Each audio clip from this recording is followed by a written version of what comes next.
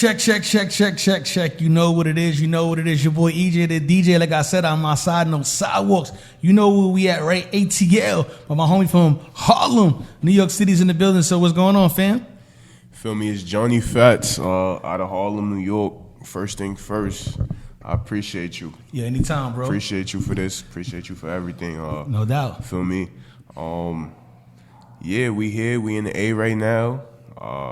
We want to give y'all a little info on me, because you know, world's making way right now for something great. So I love it. I'm here with EJAY. I'm glad EJAY one of the first that get to showcase who I am before I get there. You feel me? I told you, man. Like I said, when I find them diamonds, them gems, I'm gonna bring it to you live in effect. You know what it is? Jonny Fatz, EJAY the DJ. We outside ATL. What's going on? What brings you to ATL? So feel me, ATL. This it's like a second home for me. I went to school out here, whatever. I went to Morehouse College. Okay. Back in 2019. Didn't finish my degree, whatever. Played football, whatever. But like I just made a lot of friends out here. A lot of Atlanta opened a whole different network for me. Gotcha. And, you feel me? I was really out here just visiting, you feel me? And then we decided to log in with each other. So we out here working now. Yo, yeah, I love it. So you went to Morehouse. How was the college experience? The college experience was amazing. It was something different. Okay. I always credit it into how I got started into music too. You feel me? Just like being around the scenery, like Atlanta's like Black Hollywood. Definitely is. So it's just like seeing so much and like just being exposed to so much different like things within the hip hop culture. Like it was beautiful, and Morehouse did that for me. Not just Morehouse, the Atlanta University Center in general. Like shout out to the AUC, word Clark Atlanta, Spelman. That gotta be Brown. The life. A lot of females out here. I know it gotta be the life. Yo, that's definitely what's up. And you was an athlete. Yeah, word. What position you played? I played offensive line.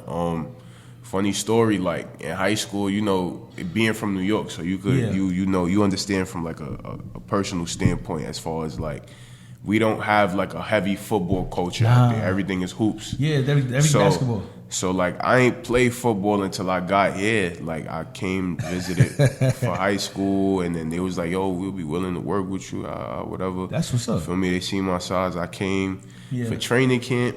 Started playing. I ain't gonna lie, I was getting my ass whooped a couple times. Word, like, but that's because I was new to the sport. But once shit got a little more comfortable for me. Okay.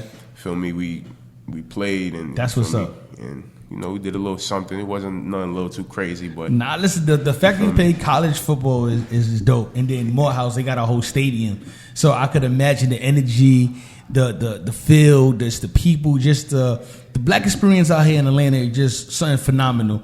If you've never been to Atlanta, I think it's a place you want to experience. The food, I can't say it's good, but the vibe is here. Black success. A lot of people doing their thing, and I'm really happy to be talking to Jonny Fatz. So we're gonna talk to him about the music. How do you transition from the football to music?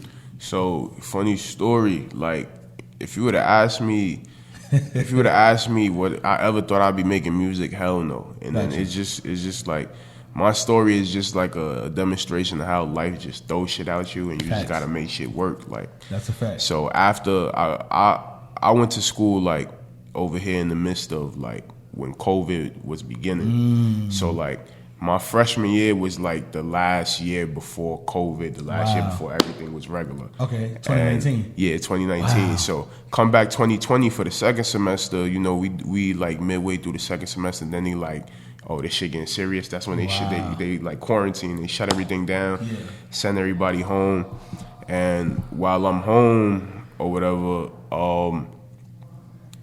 I just like I wasn't locked in with football no more. Wow. Stopped working out. You feel me? Because of COVID, I'm like, yo, they canceled our season. Wow. We wasn't even able to go back. So I'm like, damn, like this crazy. I finished out my freshman year. You feel me? And then next thing you know, my sophomore year comes. That first semester was online, but once that second semester came, they gave everybody the option to like come back, but like it was like heavy quarantine rules. Like it wouldn't feel the same. Wouldn't feel the same, not at all. It was like I had an option to come back to training camp, come back to school for that spring training camp, or to stay home. I got involved into some shit at home. I started getting money. You know how that go. And like, you feel me? Just got distracted from everything. Man. And I had stopped playing football, but you know, I don't regret anything in life. Ain't nothing wrong with that. And when I let go of football, you know, it wasn't that hard for me being to the fact that I had just started that year before, and I really didn't develop a love for it. Okay. But like I always had an underlying love for music. So like just being in the city, a couple of my guys started making music. I was starting to go to their sessions. That's dope. You feel me? Shout out to my guy. He making noise in the city right now. Artistry Mo. Okay. Plays a big part, you feel me, because he had like the little setup in his crib. You know, he was making music and all that. He had the little setup in his crib. So when we got connected through a mutual friend, shout out my guy Mari too. We was just like in the crib. I'm like, yo, bro, like I want to make a track. Yeah. He like, let's do it. Like, you feel me? Like, let's do it. Word. And then he helped me record my first track, and then ever since then, like, I ain't gonna lie, I knew it was for me, because it was just like, I got that adrenaline rush, you know, that you get as a kid. For sure. Like, that rush, you feel me? And it just felt like a natural high, and then I wasn't forcing it. Everything was just so second nature, so I'm like, yeah, this shit is for me. So. Describe your first time in the studio. How was that session? Because, you know, we always got that first jitters and everything. My first time in the like recording, or my first time in the studio? First time in the studio recording. Your first time you just say, look, I'm going in the booth, I'm putting my vocals on the track, and I'm gonna put it out. What was that first experience? So making my first track, it wasn't uncomfortable for me, and I wasn't nervous, because it was more so like I wasn't even serious about music at the time. So it was on some, I'm approaching it as on some like, oh, I'm about to have fun with this. Like, that makes sense. About to have fun. I did it New Year's Eve 2020, and it was with all my guys, including Mo, the whole R2R family, word, because it's deeper than rap, feel me? But we had bought New Year's into. We had bought in New Year's with each other. We all put up for a hotel room, and then we just had a session. Like, we had a little session right there. I was recording, and then it was vibey. Like, for a person who first time, you know, recording, I just breathed straight through. Just didn't have had some minor adjustments and stuff. That makes sense. Yeah, I get that. It was cool for the most part. Like I said, I got that high, and like that natural high that you get of doing something you love. That's like that's the it's best feeling in the world. Yeah, it's a good get it. feeling. That's how I feel every time I'm DJing. So I get that feeling. What would you be doing if you wasn't doing music? What would you be doing? If I wasn't doing music, it's a lot, cause I don't know. I'm just a jack of all trades for real. Like that's not a bad thing. Yeah. Where it was headed for a fact, I feel like definitely I would have went full throttle with football, because it was eventually going to start helping like to pay for school and stuff. Like at my stature and size, with like I know with like the proper coach and the right development, I could go far with it. Yeah, definitely. You still make you go back into it later on. If I wanted to, that's definitely good. What's some of the people, artists that inspired you, being from New York City, Harlem to be exact? Who inspired you? Because you know New York City, Harlem is the mega of getting fly. Hip hop. You got artists as Dipset. You got so many big artists in Harlem itself. We're not talking about the whole New York City, but just Harlem itself. You got Dougie Fresh. You got some big names out in Harlem. What's some people that inspired you? Inspired me. I really be hating this question sometimes, because it's just a long ass list. But like, just to throw a few names out, like you said, as far as like Harlem rappers and stuff. For a fact, definitely grew up on Dipset. Big Dipset. Shout out to Dipset. Shout out Dipset. Big L. Okay. Big L is like, can't forget Big L. Like, and I'm not saying this because I'm from Harlem or to be biased or anything, but I feel like you know, he would be that GOAT if he got the chance to. He would be the GOAT. Like if he had the chance to, you know, if you know, it's unfortunate what happened, God rest his soul, but like if he had that chance, he would be that number one spot. Nah, that's definitely different. So so much is going on right now. The hip hop music is changing. The New York City drill scene is on fire. Where do you place your music? Right now, it's crazy because right now there's this there's sexy drill that's going on, right? What's sexy drill? It's like a subgenre to drill music. It's like a shout out to my boy X when I said this, because like he said this to me. He's one of my something new, people. My big bros from Gotham. Shout out Gotham, G-Man Entertainment. You feel me? That's my peoples right there. Is a dispensary. The only legal dispensary in Harlem. You gotta go check them out, Gotham Buzz. That's like, we have a subsidiary, G-Man, which is Gotham Media Entertainment Network. That's like where all the good stuff gonna be. I'm gonna be on there. You feel me? Definitely gotta tune into that. But like one of my big bros, X, said, it's like a response to Mayor Adams banning drill music. So like Mayor Adams banning drill music because, you know, it's violent, whatever, cool. Yeah. And motherfuckers talking about spinning this, spinning that. Definitely. But like the sexy drill is bringing the vibe back to music. Like, you know, we talking to the ladies, for the ladies. Okay. But like when I started, like the very first track I dropped, it was titled Mona Lisa, right? And it was like, why Mona Lisa? Mona Lisa. It was more so, it was directed to a young lady when I was writing the song, and it's just more so like the way the track goes is like, you my Mona Lisa, girl, you so perfect, yeah, I'm loving all your features. Like it's just it's directed towards a female, so like, you know, as far as like, I'm a big history person, so. Okay. So Leonardo da Vinci, he painted the Mona Lisa. Even though, you know, my personal opinion, I do not think that that's the most beautiful woman I ever laid my eyes on. I got you. But that's what it's. You got to feed your audience. Like, yeah, that's what exactly. That's what it's perceived to be. Like the Mona Lisa is perceived to be this perfect woman. So I got you. Like as far as like just like us using Mona Lisa as a term to describe like my perfect woman, like she my Mona Lisa. Like, got you. No, that's definitely dope. I like that you brought up Leonardo DiCaprio. Da Vinci. Sorry, Leonardo da Vinci. That's history right there, people. And a lot of people don't understand history is important to understand where we was at to where we going, to understand what's going on in the world right now. So if you don't know about Mona Lisa, I think you need to do some research and understand that's really big. And so much have been happening from there to now. How important is history? Or do you feel a lot of artists should understand history? Because that's something that's not talked about as much.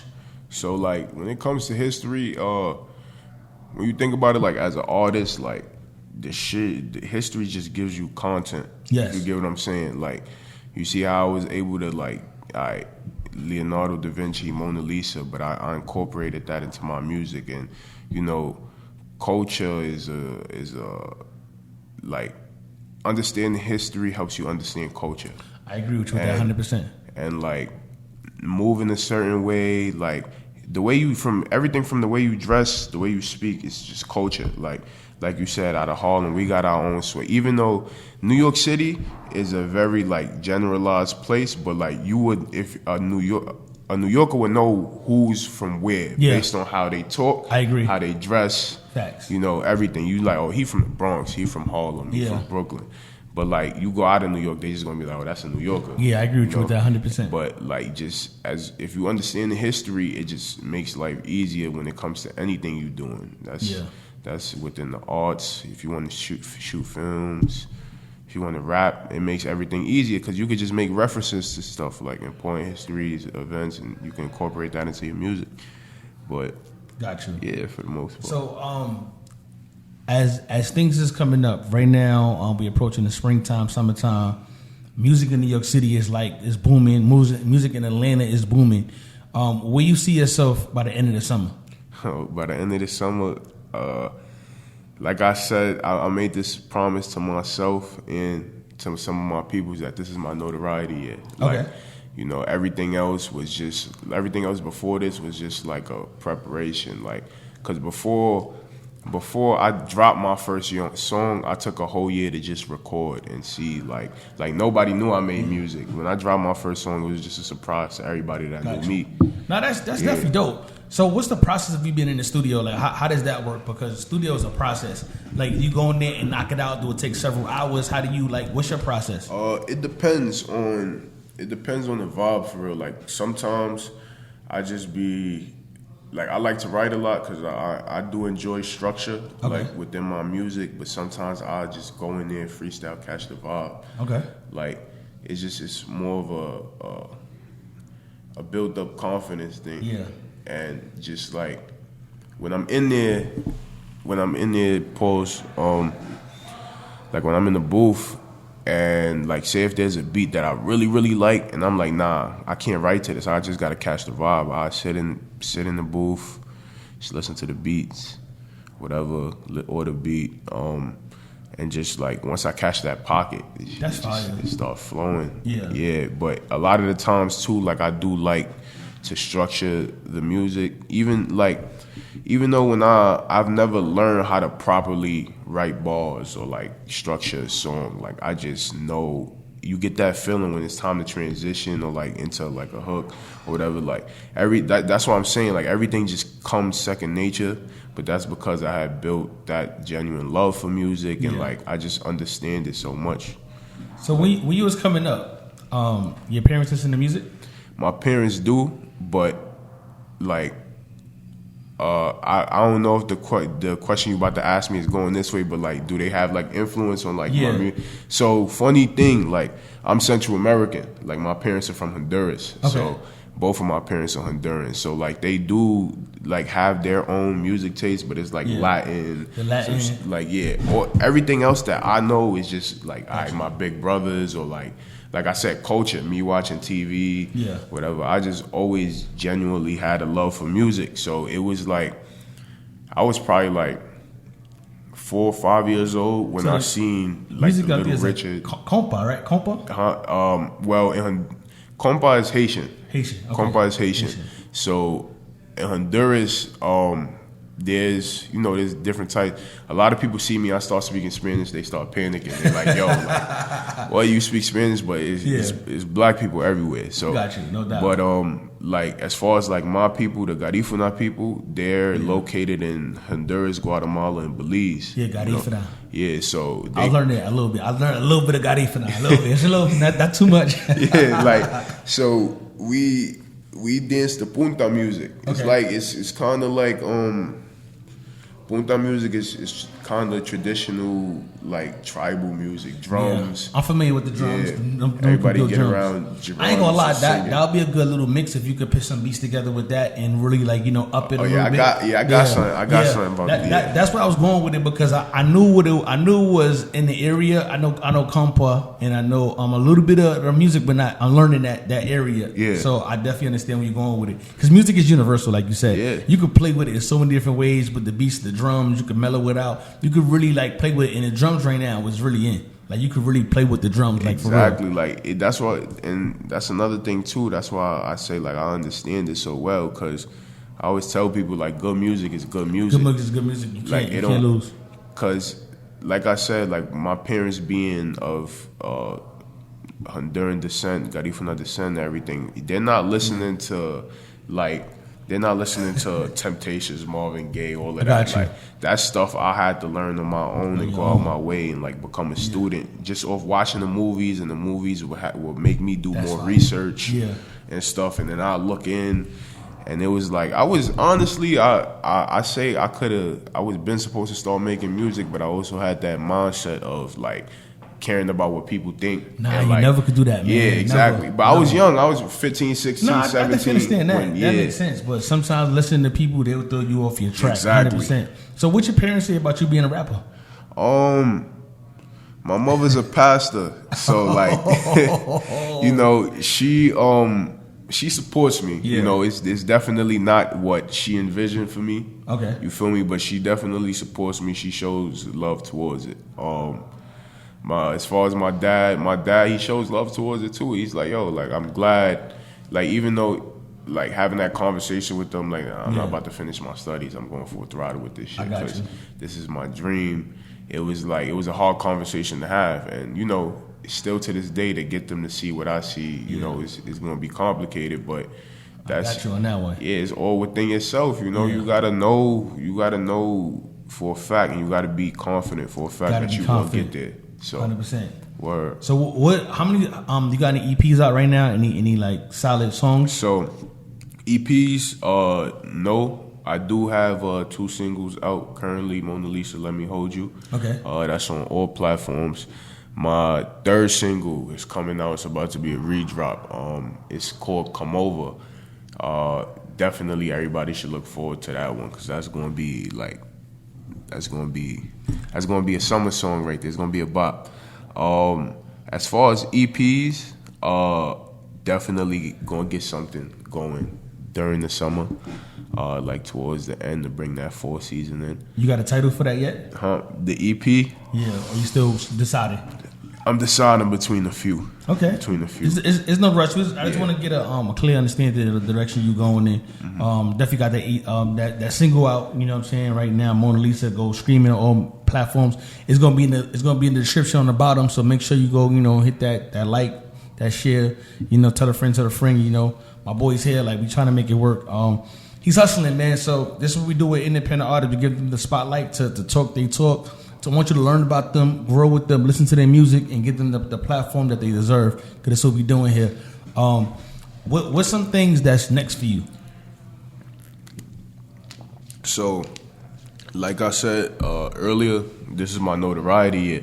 So it's like more so like just making like just finding that outlet to be able to like just display myself to the world and make, you know, everybody take notice. And by saying that, I don't mean by doing like anything stupid, anything attention seeking, but just by putting in that work and letting the music speak for itself. Listen, it's definitely not wrong with that.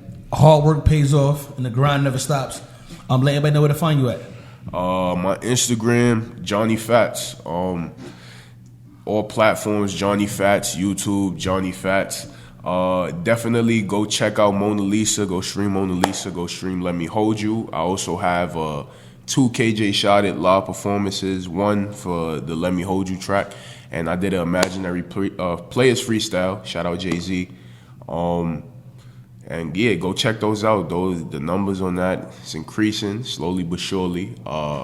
And just stay tuned. Just tap in with me everywhere. And I promise y'all not going to want to miss this. And I got something good for y'all. Yo, this is what we're going to do here, man. We're gonna rock out with them. This is the beginning. It's going to be the first interview. We're going to do many more. We're going to rock with them. When he perform in Atlanta, we're going to be there. We're going to get to New York. We're going to support him. So we're going to keep this relationship wide open. Pause. But we want to make sure that y'all rocking with him. This is Jonny Fatz, EJAY the DJ. Tell a friend. Like I said, I'm outside. No sidewalks. If I see an artist that I like and I'm supporting them, y'all better get behind them too. Because when I say I support them, I really mean that. Everybody can't sit with me, but when they sit with me, it's for a reason. You know what it is. EJAY the DJ signing out.